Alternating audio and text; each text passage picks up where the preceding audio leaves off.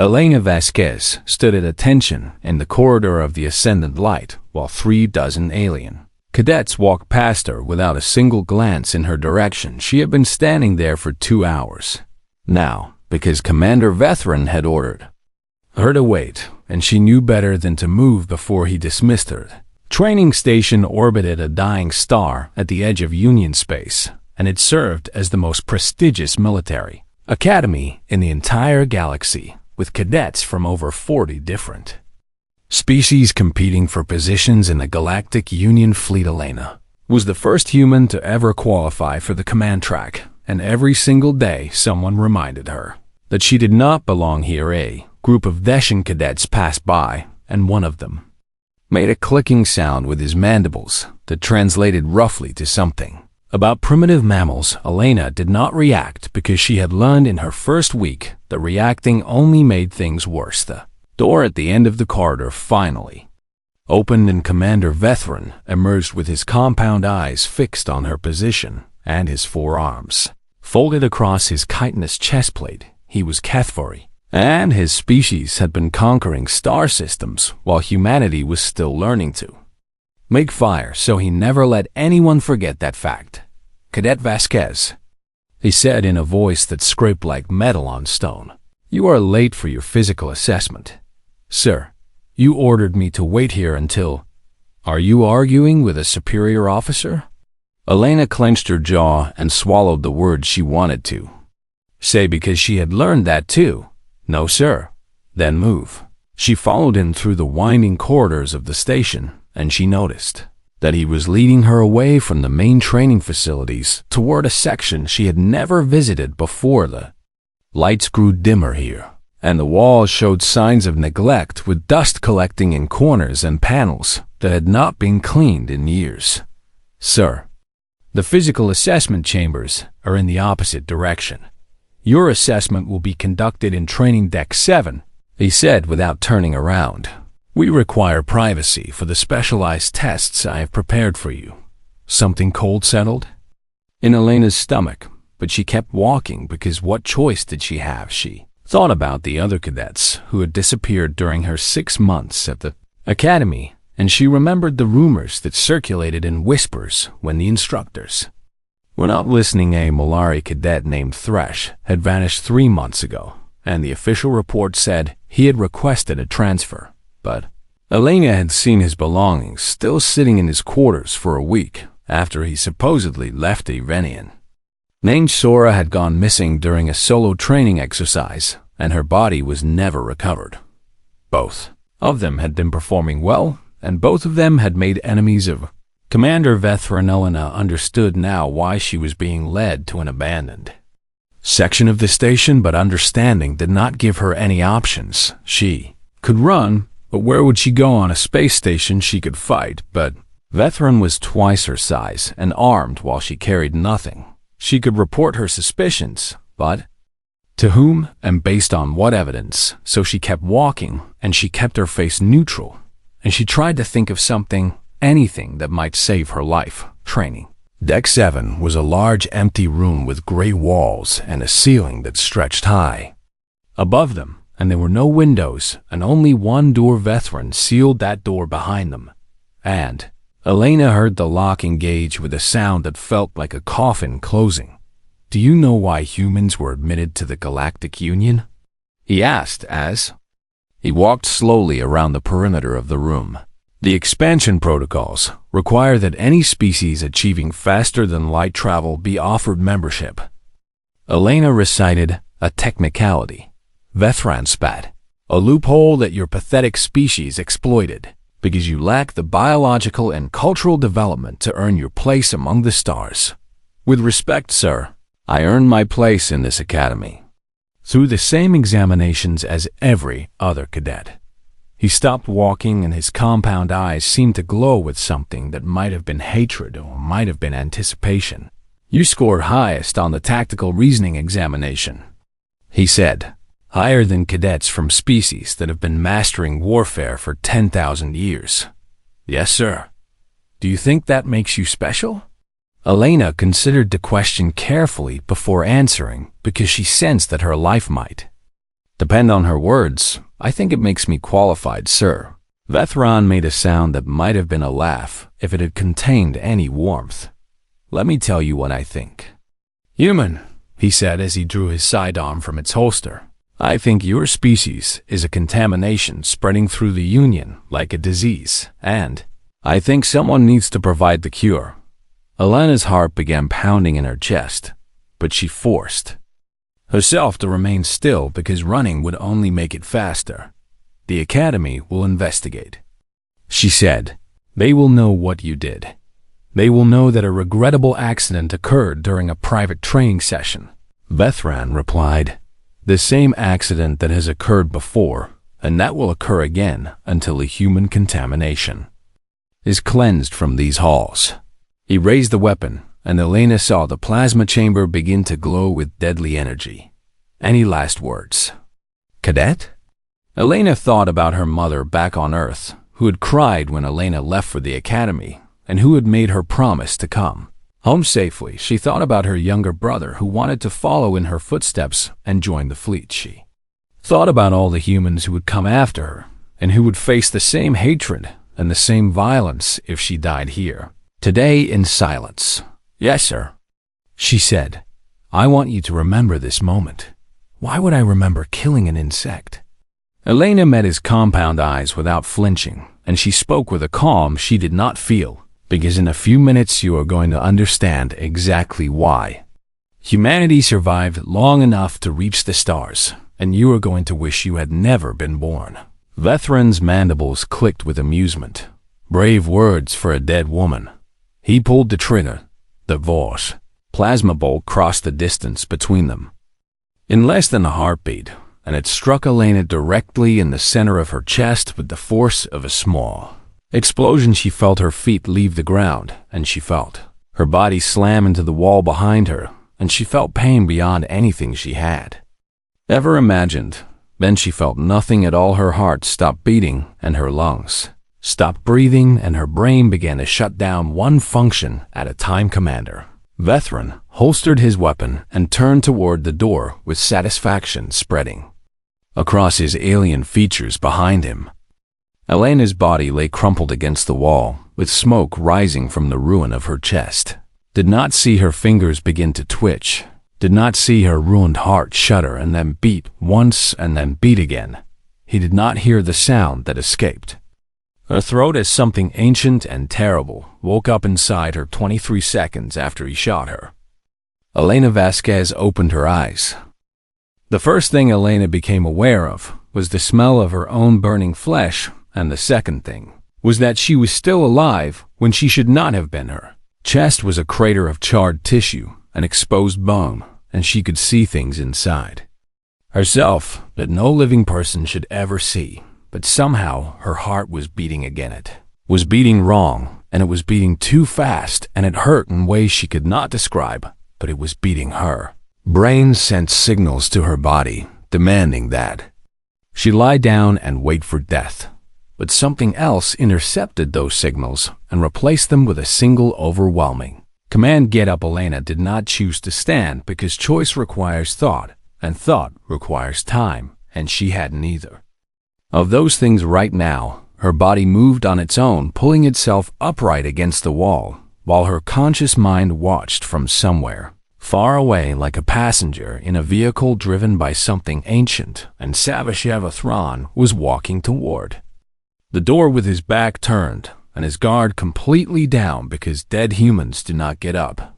He was wrong. Elena took her first step, and her legs wobbled, but they held, and her second step was stronger, and her third step was almost steady. The pain should have been unbearable, but her brain had simply stopped registering it because pain was a warning system, and the damage was already done. So what was the point of warnings now? All that remained was the response of Varia at the footstep behind him, and he turned with confusion spreading across his alien features because the sound made no sense. Then he saw her, and confusion became fear. That is not possible, he whispered. Elena did not respond with words because words were for people and right.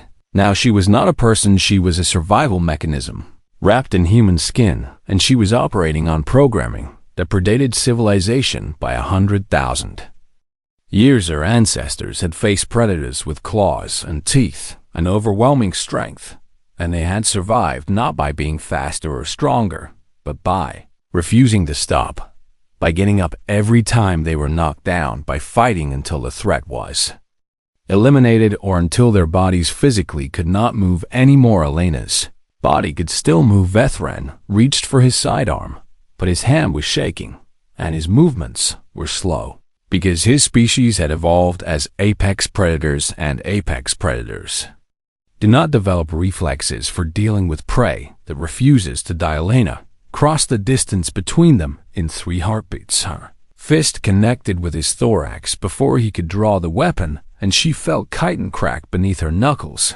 and she did not care that the impact shattered 2 of her fingers, because pain was irrelevant. Vithran stumbled backward, and his forearms came up in a defensive posture, but Elena was already inside his guard, and her knee drove into the joint of his lower left leg with a sound like breaking branches.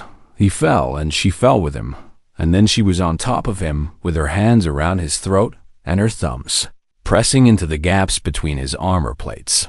"How?" he gasped. "How are you alive?" Elena's eyes focused on his face, and for a moment, something human surfaced behind her gaze. "Because I'm not finished yet." Her grip tightened. Vethran was larger than her and stronger than her, and his species had 4 arms while she only had 2. But none of that mattered, because he was fighting to win and she was fighting to survive. And those are not the same thing. A person fighting to win calculates and strategizes and looks for advantages. A person fighting to survive becomes a force of nature that does not stop until the threat is gone. Vethran managed to throw her off, and he scrambled toward his fallen weapon, but Elena caught his ankle and dragged him back, and she did not let go even when he kicked her in the face with his other foot. Blood filled her mouth as she swallowed it and kept pulling. He twisted around and brought all 4 fists down on her shoulders and spine, and the blows were crushing, and she felt something break in her back, but her hands kept climbing up his body toward his throat. "What are you?" he screamed. Elena did not answer, because she did not know. She was something old and something terrible, and something that humanity had buried deep inside itself, because civilized people do not need to become monsters. But sometimes monsters are exactly what survival requires. Her hands found his throat again, and this time she did not let go. Vethran thrashed and clawed and bit, but Elena's body had stopped caring about damage, and her grip only tightened as the seconds passed. She watched the light fade from his compound eyes, and she felt nothing, because feeling would come later. Right now there was only the mission: eliminate the threat. When Vethran finally stopped moving, Elena remained on top of him for a long moment, while her breathing slowly returned to something like normal. The fog in her mind began to clear, and she became aware again of her body, and the extraordinary damage it had sustained. Her chest was still a ruin, and her fingers were broken, and something in her back was definitely wrong, and she had lost more blood than she thought a person could lose, and still remain conscious. But she was alive. She looked down at Vethran's body, and she saw the rank insignia embedded in his thorax, and something in her recognized that symbol as important authority. He had used his authority to murder cadets who threatened his ego, and he had used his authority to cover up those murders, and he had used his authority to try to kill her. Elena reached down and gripped the insignia, and she pulled. The chitin came away with it, and the sound was wet and terrible, but she did not stop until the badge was free. She held it up and looked at it, and she understood that this was not just a piece of metal anymore. This was proof. This was evidence. This was what remained of his authority, and now it belonged to her. Elena forced herself to stand, and her body protested every movement, but she was beyond caring about comfort or pain or anything except putting one foot in front of the other. She picked up Vethran's sidearm because she was not stupid, and she was not naive. And she knew that whatever waited outside that door might not be friendly. Then she walked toward the exit. Each step was harder than the last, and her vision was starting to blur at the edges, and she knew that her body was running on borrowed time. The chemicals that had brought her back from the dead were beginning to fade, and when they were gone, she would collapse and probably die. But she would not die in this room. She would not die hidden away in an abandoned training deck where no one would find her body. She would walk out of here, and she would be seen, and she would make sure that everyone knew what had happened. Elena reached the door and pressed her palm against the release panel, and the lock disengaged with a soft click. The corridor beyond was no longer empty. Word had spread somehow, and 42 cadets stood waiting in the hallway with expressions that ranged from confusion to fear to something that might have been hope. Elena stepped through the doorway, and she let them see her. She let them see the hole in her chest and the blood on her hands and the insignia she carried and the weapon at her side. She let them see what a human looked like when you tried to kill her and failed. No one spoke, no one moved. Elena walked to the center of the corridor, and she stopped, and she met the eyes of every single cadet who had ever looked away when Vethran targeted her. "He is dead," she said, "and I am not." She let the insignia fall from her fingers, and it clattered against the deck and left a smear of ichor on the metal floor. Does anyone have a problem with that? The silence stretched for a long moment, and then addition. Cadet, who stood nearly 3 meters tall, slowly lowered himself to one knee. Then another cadet knelt, then another. Elena watched them bow, and she felt something stir in her chest that might have been pride or might have been the beginning of shock. Setting in her way, it did not matter. She had survived, and soon the whole galaxy would know it.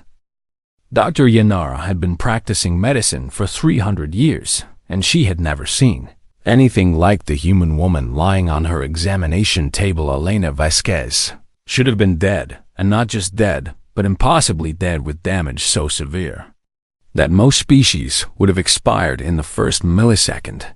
Plasma bulb had destroyed 40% of her heart muscle and collapsed both lungs and shattered her sternum and burned away enough tissue to expose her spine from the front. Yet somehow she had not only survived, but had remained conscious and mobile for nearly 15 minutes after sustaining the injury. "This defies everything I know about biology," Yanara said to her colleague Dr. Mresh, who stood beside her reviewing the medical scans.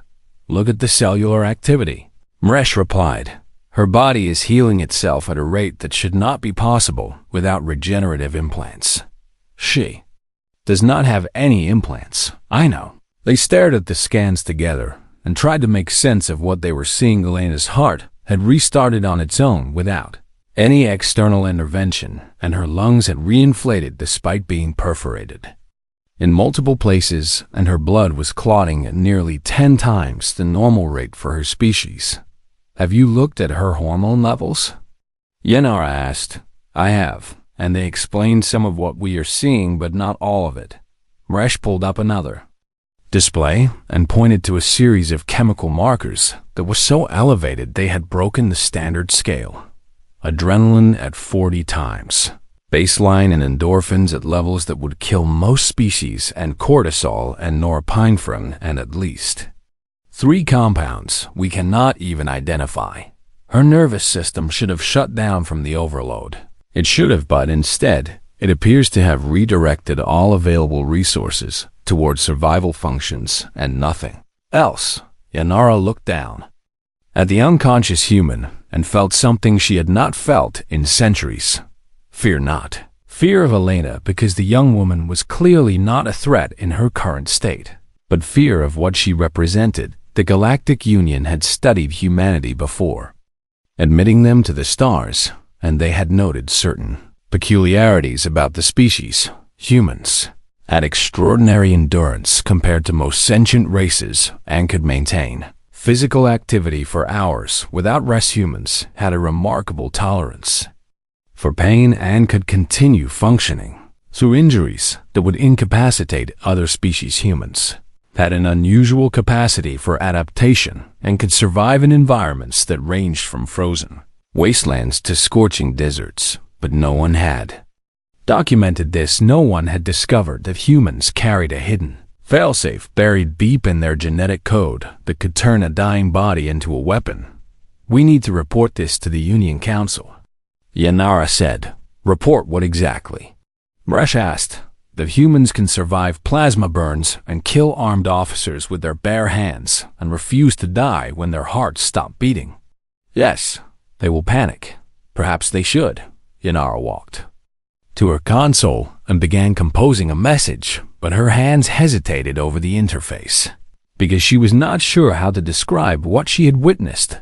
The door to the medical bay opened and Admiral Chun entered with an expression that suggested she already knew more than she was supposed to. Chun was the only human flag officer in the entire Galactic Union fleet, and she had been called to the station the moment news of the incident reached command. Doctors, she said, I need to speak with you about Cadet Vasquez. She is in critical condition, but stable. Yanara replied, which is itself remarkable given the nature of her injuries. I am aware, Chun said. I reviewed your preliminary scans on the way here, and I have some information that may help explain what you are seeing. She gestured toward a private conference room adjacent to the medical bay, and the two doctors followed her.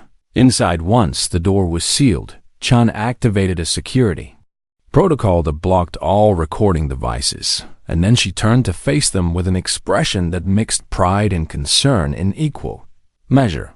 What I'm about to tell you is classified at the highest level of Union security, she said, and it stays in this room unless authorized for release. Understood. Yanara said. Chun took a breath before continuing.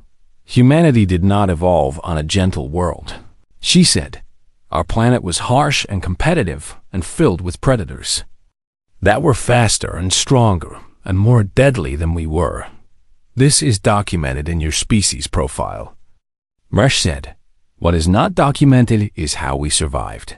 Chum began pacing as she spoke, and the doctors noticed that her movements had a quality of controlled energy that seemed unusual for a senior officer.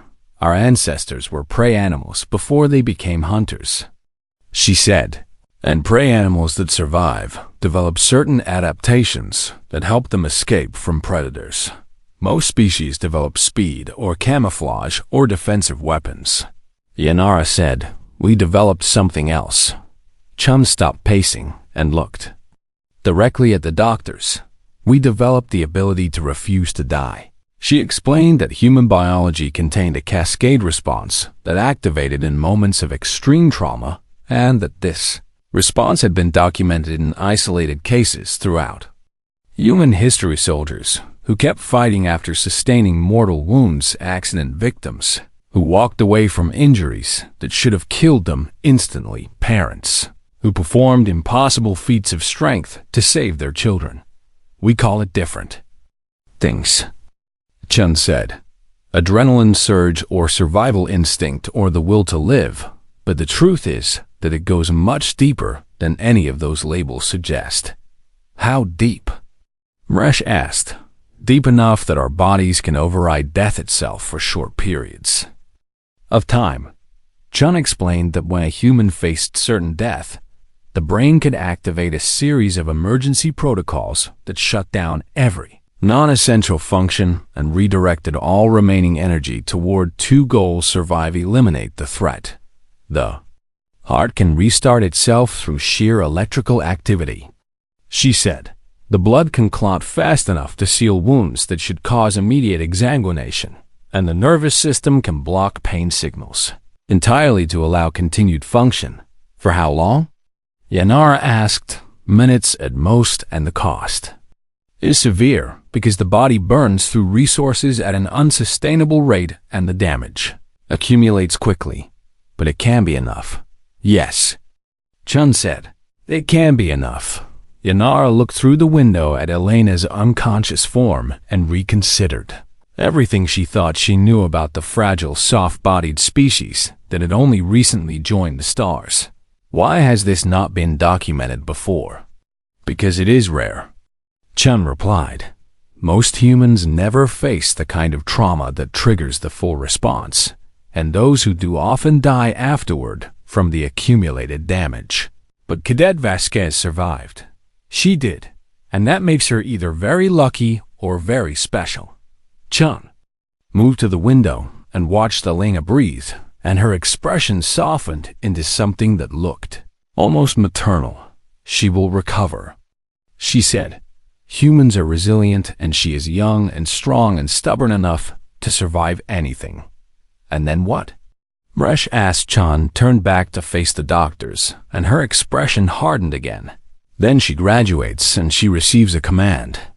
And she shows the galaxy exactly what humanity is capable of. She paused, and a small smile crossed her features. And everyone who ever underestimated us will learn to regret it. Elena woke up in the medical bay 11 days after she should have died, and the first thing she saw was the ceiling lights glowing soft and white. Above her, the second thing she saw was a Union security officer standing at the foot of her bed with a datapad in his hands and an expression she could not read. Cadet Vasquez, he said. I am Commander Telek of Union Internal Affairs, and I need to ask you some questions about the incident in Training Deck 7. Elena tried to sit up and immediately regretted it as pain flared through her chest and back and reminded her of exactly how much damage her body had sustained. Take your time, Telek said. The doctors tell me you are healing remarkably well, but you should not push yourself. Where is Admiral Chun? Elena asked. She's been called to testify before the Union Council regarding your case, and she asked me to inform you that she will return as soon as possible. Elena nodded and forced herself into a sitting position despite the pain, because she refused to have this conversation lying down. Ask your questions. Telek activated his datapad and began scrolling through a series of notes and recordings. On the 15th day of the 7th cycle, you were summoned to Training Deck 7 by Commander Veteran for what he described as a private assessment. Yes, according to your initial statement. Commander Veteran then drew his sidearm and fired a plasma bolt into your chest without provocation. Yes, and you claim that after sustaining this injury you regained consciousness and engaged Commander Veteran in physical combat resulting in his death. I do not claim it, Elena said. It happened. Telek looked up from his datapad and studied her face with an intensity that made her uncomfortable. Do you understand how extraordinary your account sounds? I understand that I should be dead, and I am not, and I understand that Commander Veteran tried to murder me and failed, and I understand that he has probably done this before to other cadets who were not as lucky as I was. What makes you say that? Elena leaned forward despite the pain and met Telek's eyes. Without flinching because he was too confident, she said, he told me exactly what he planned to do, and he did not seem worried about consequences, and that kind of confidence does not come from a first offense. Telek was silent for a long moment, and then he turned his datapad to show her the screen. You are correct. The display showed a list of names and dates and incident reports that stretched back nearly 20 years. We have identified 17 cases of cadets who disappeared or died under suspicious circumstances during Commander Veteran's tenure at this academy, Telek said. The investigations were closed due to lack of evidence, but we have now reopened all of them. Elena felt something cold settle in her stomach as she read the names. Thresh the Malari, who had supposedly requested a transfer Sora, the Pithingasfer Sora, the Pizza Tohika May, but Safti requested a transfer Sora, the Gian Spatsora, the Thea Venian, who had vanished during a solo training exercise. 14 others from species across the Union who had made the mistake of outperforming a Kethvori commander with a fragile ego and a plasma sidearm. How did no one notice? She asked. People noticed, Telek replied. But Commander Veteran had allies in the Academy, administration and friends in the Union Council, and enough influence to bury any investigation that got too close to the truth. Then why are you investigating now? Telek smiled, and it was a thin, cold expression that held no warmth. Because you survived, he said, and because you walked out of that room carrying evidence that cannot be buried. He pulled up another image on his datapad, and Elena recognized the rank insignia she had torn from Vethran's chest. The chitin you removed contained genetic samples from Commander Vethran, and also traces of DNA from 3 other species. Talek said, "We have matched those traces to 3 of the missing cadets. He kept trophies. He kept trophies." Elena closed her eyes and breathed slowly and tried to process the magnitude of what she had uncovered. "What happens now?" "Now we pursue justice," Talek said. "Commander Vethran's allies are being investigated, and his friends on the council are being questioned, and the Academy administration is facing a complete restructuring." He deactivated his datapad and stood at attention. "You have done more to reform this institution in one night than 20 years of internal oversight accomplished, and I wanted you to know that your actions are appreciated." "I did not do it for appreciation," Elena said. "I did it because he tried to kill me, and I refused to let him. Nevertheless, the result is the same, and the Union is better for it." Talek turned to leave, but paused at the door. "There is one more thing you should know." "What?" "The story of what happened in Training Deck 7 has spread beyond this station, and it is spreading fast." Elena frowned because she had not considered what would happen when other people learned about her survival. "What are they saying?" "They are saying that a human cadet was executed by a superior officer and rose from the dead to tear the authority from his body," Talek said. "They are saying that humans cannot be killed easily, and that anyone who tries will regret it." "That is not exactly what happened." "No," Talek agreed, "but it is close enough to the truth, and sometimes close enough is all that matters." He left, and Elena sat alone in the medical bay with the weight of her new reputation pressing down on her shoulders. Had not asked to become a symbol, and she had not wanted to become a legend, and she certainly had not planned to become the face of human resilience in a galaxy that had dismissed her species as primitive and weak. But here she was. She looked down at her chest where the plasma burn had left a scar that stretched from her collarbone to her navel, and she traced the raised tissue. With her fingers, the doctors had offered to remove the scar through regenerative treatment, but she had refused because she wanted to keep it. She wanted to remember what it felt like to die and come back. She wanted to remember what she was capable of when everything else was stripped away. She wanted to remind herself every single day that she had looked death in the face and told it. No door opened again, and Admiral Chun walked in with a uniform jacket draped over her arm. "I brought you something," she said. Elena took the jacket and examined it, and her breath caught in her throat when she saw the insignia on the collar. It was not cadet rank anymore.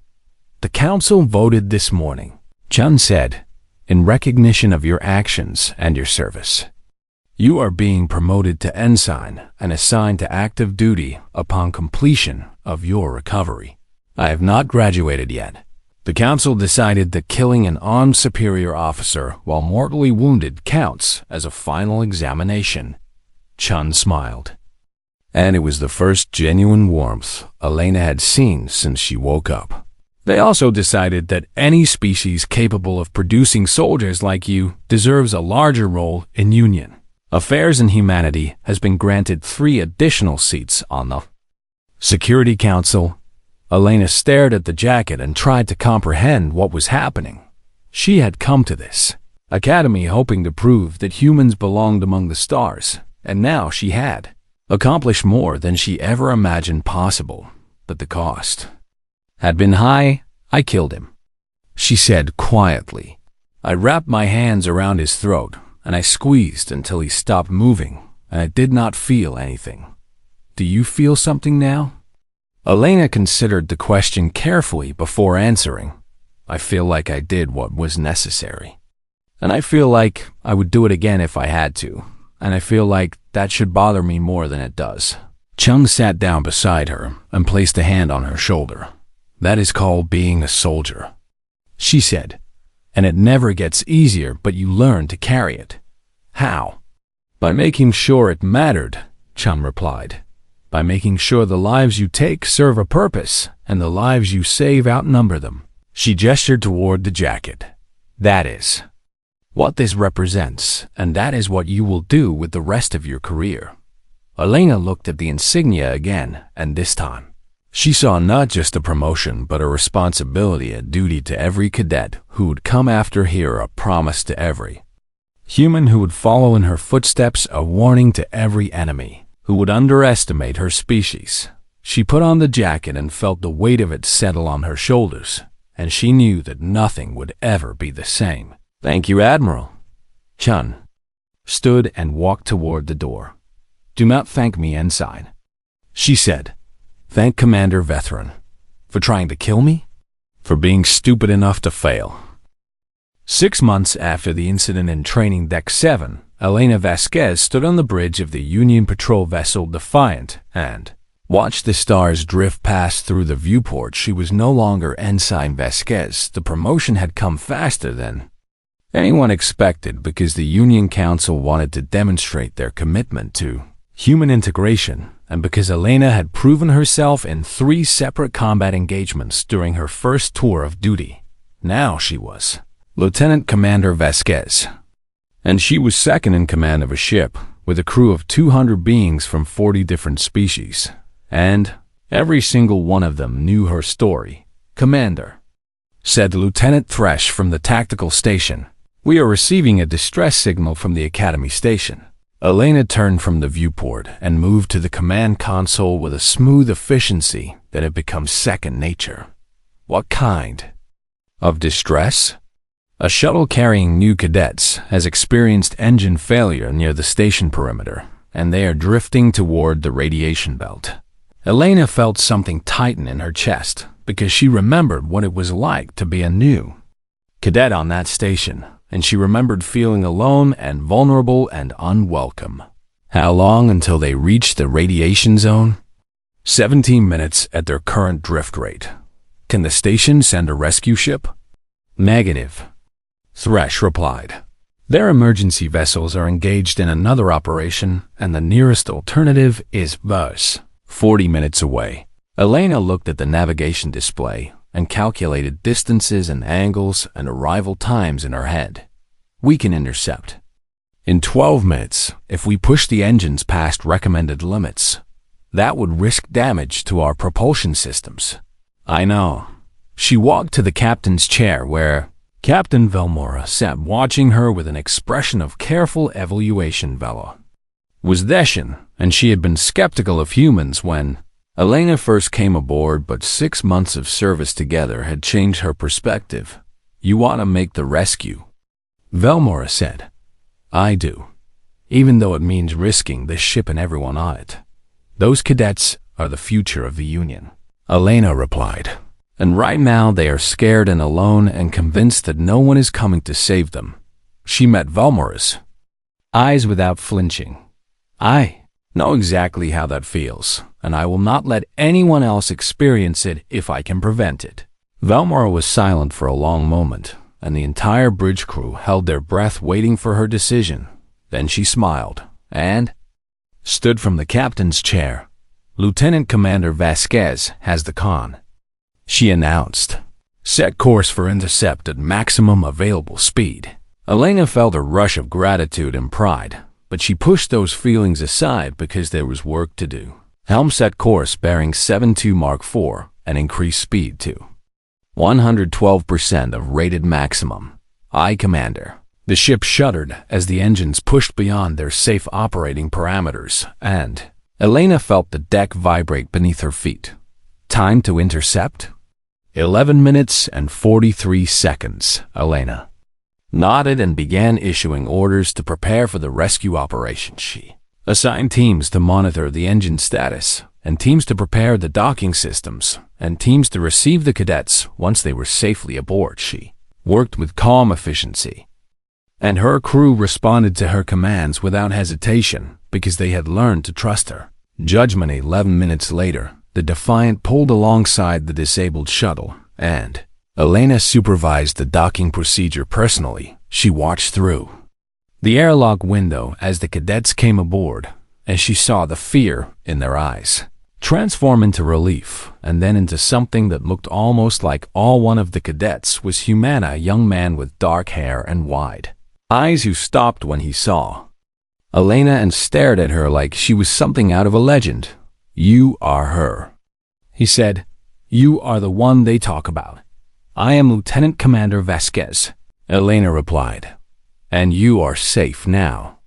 They said you died and came back and killed the commander who shot you and changed everything."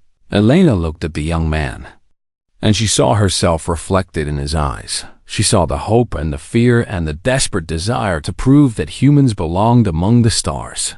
"That is not exactly what happened," she said, "but it is close enough." Elena smiled because she recognized her own words coming back to her. "Yes," she said, "it is close enough." She led the cadets to the medical bay for evaluation, and then she returned to the bridge where Captain Velmora was waiting. The engines sustained minor damage. Velmora reported, "Nothing that cannot be repaired at the next station." And the cadets? Scared but unharmed and very impressed with their rescuers. Velmora looked at Elena with an expression that held respect and curiosity in equal measure. "One of them asked me if the stories about you, what did you tell him?" "I told him that the stories do not do you justice." Elena felt her face warm with embarrassment because she had never learned how to accept compliments gracefully. "I am just doing my job." "No," Velmora said. "You are doing much more than that." She gestured toward the viewport where the Academy station hung in the distance like a beacon against the darkness of space. That station was a place of fear and prejudice and murder for decades. And no one did anything about it because no one believed they could. And now? Now there are 17 new human cadets enrolled in the command track, and 12 species have requested human officers for their vessels, and the Academy has implemented reforms that should have happened years ago. Velmora turned to face Elena directly. "All because you refused to die." Elena looked at the station and thought about everything that had happened since that day in Training Deck 7. She thought about the pain and the fear and the moment when her heart stopped beating. She thought about waking up with something ancient and terrible in control of her body. She thought about the weight of Vethran's insignia in her hand and the sound it made when it hit the floor. She thought about all the cadets who came before her and who never got the chance to walk out of that room. "I did not do it alone," she said. "I survived because of millions of years of evolution and billions of ancestors who refused to give up, and a species that learned to keep fighting long after any reasonable creature would have stopped. And that is exactly why you terrify them." Elena looked at Velmora with confusion. "Terrify who?" "Everyone," Velmora replied.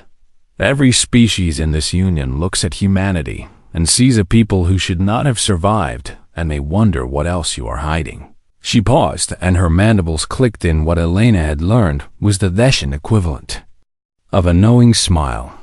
"I wonder what would happen if they ever made enemies of you."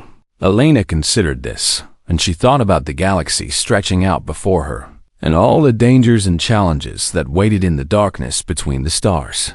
Then, "I hope they never find out," she said. She returned to the command console and began reviewing reports and issuing orders and doing the 1,000 small tasks that kept the ship running smoothly. But in the back of her mind, she carried a memory that would never fade.